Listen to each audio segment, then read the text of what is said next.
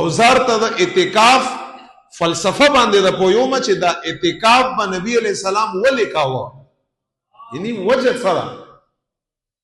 چې ستاتم کم از کم پته چې زه چې جمعات کې کینم اعتکاف ته نو زه به اعتکاف ولې کوم د دې فلسفه سره نو قطعا چې څوک دلته کینی هغه سره به دغه آلات وغیره دغه شیان بني ورسره او چې په څومره ځایو کې کینی دغه ګند دا مرداري چې زمونږ استاسو هر څه یې تباو برباد کړه او دنیا ته یې بهر ښکاره کړه او نم د چانا بغیر د کیمرې نم نه عبادت دی او نم تلاوت دی او نم عمره ده او نم حج دی او نم طواف دی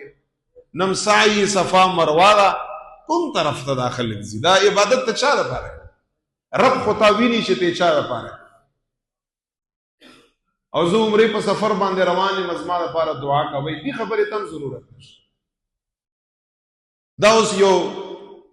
ذریعه د خبرېدو ده چې زه عمرې ته روان یم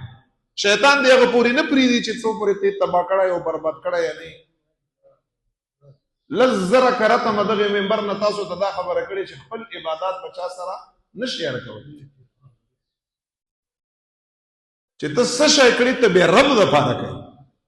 تعلق چې چا سره ساتیم د رب دپاره دې ساتي مه کوئ دا شی نه هر څه به م ضایع شي که زه مونځ کوم هم ماته کیمرمین ولاړ دی که زه تلاوت کوم هم ماته کیمرمین ولاړ دی که زه چاله څه شی ورکوم هم کیمرمین ولاړ دی په اعتکاف کې هم کیمرمین ولاړ دی ایون تر طواف و مطاف کې سعی بین الصفا والمروه کې هم کیمرمین ولاړ دی په مسجد نبوي شریف کې 2 رکعاته مونځ کوم هم شاته کیمرمین ولاړ دی ولې ما او تا دغه کیمرمین نه خبر نه یو خبر یو نه منع کو دا د رضا دلیل دی چې ته ښه کوې کوه منې کړه که نه ما چې نه خوښه ما نه په دغه عباداتو کې هیڅوک ویډیو نشي کولی کوم طرف ته روان یو ځکه ته په اډوانس کې وایم مه کوئ دا شی نه دا لرې کوئ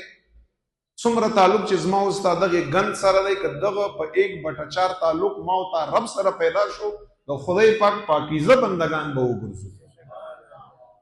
څه کوئ تاسو